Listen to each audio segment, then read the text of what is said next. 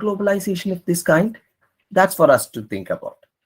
The development of the global capitalist system over the past how many decades, 4 decades or 5 decades, has deprived states of a significant degree of freedom to determine their social policy. That is a truth. It has forced a partial abandonment of post-war social contract. That is also a truth. But that should be kept in mind when we get into this globalization discussion. But it has not led to any withering away of the state itself. On the contrary, while the state has lost much of its power to regulate its own internal economy, it has acquired a new importance as a provider of indispensable, unavoidable administrative and policy support of transnational financial, labor, and capital markets. Probably this is very interesting for some of you policy students, because the new importance of state as a provider for policy support is one of the ways in which you could critically study international policy. Nor has the heightened importance of transnational commerce, financial transactions, labor, and media communications led to any general weakening of the state. State weak ഒന്നും ആയിട്ടില്ല. Territorial entity ആയിട്ട് പോലും weak ആയിട്ടില്ല. On the contrary, it has, if anything, heightened rather than undermined the importance of state boundaries. These are certain things that we have to keep in mind when we study contemporary globalization, because the frontiers dividing state territories, especially those separating the economically successful from the relatively unsuccessful, have more than ever become dialectically identified with class divisions. Look at the Mexican walls. Look at the walls inside your state, be that India or United States, between class divisions of social systems that are at once separated and connected by interstate frontiers. So the way state attempt to regulate, encourage, or even obstruct the flow of workers, capital, and commodities across their border are directly related to their implicit or explicit kind of a role as what? A referee. The state becomes transformed in its role as a kind of a referee. Now, to end today's lecture, I will note a little bit on what are the new kinds of class polarizations and crisis of sovereignty and new types of elites who are on the rise with the current age of globalization. Of course, you can go to the history of globalization in your own extended talks in the coming days. You can go into what happened towards the end of Bretton Woods to a global order in your talks. So the details we could get into during our follow-up seminars. But I'll just note on the new elites, class, and crisis of sovereignty that was coming up.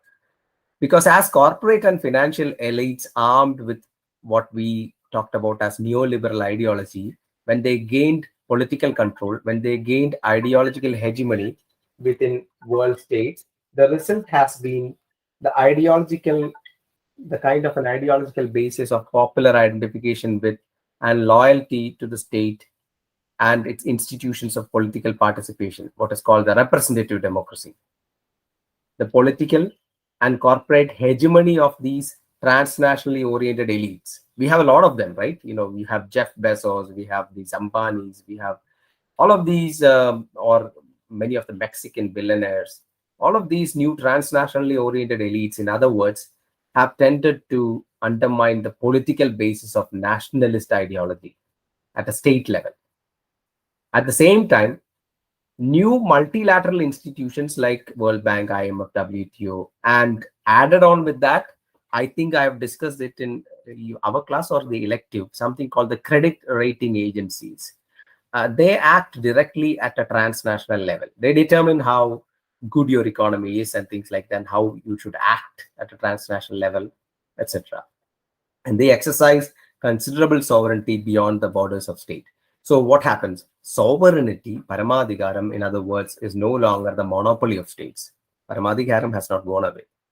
It has become distributed among states and an array of transnational institutions. That is what has happened.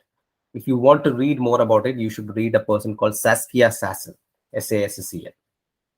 The specialized new breed of people called rentiers, who get rent and who get rich over it, industrial and financial elites, they develop within first world and also the third world and other states in the period of globalization, and they become increasingly oriented towards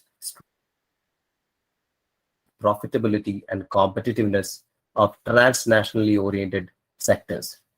The unproductive state expenditures from which the financial and these rentier elites draw much of their wealth are themselves in considerable part the results of state policies which are designed to maintain transnational economic and political hegemony.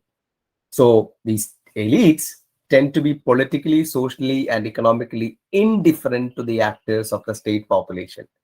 They have little to contribute to the competitive performance of national economy in relation to global system. So elites occupy a special kind of a space. Sustained attack on welfare state or class compromise with labor has also increased over the past many decades by the advocates of neoliberal disinflationary policies. Let me just go back to disinflationary policies. That there is no spending on people. So inflation check is the major agenda. Fiscal policy is the major agenda. So they speak for the interests of globalizing capital alone. And they have had the cumulative result of leaving working class, salaried middle class, increasingly insecure, increasingly frustrated and resentful and mistrustful. There is a middle class insecurity which is on the rise.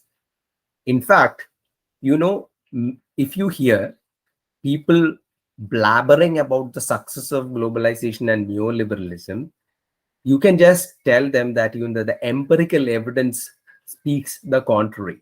The middle classes in most advanced economies are shrinking. Some individuals are moving up into upper middle class, that is true, but many are slipping down into ranks of the poor.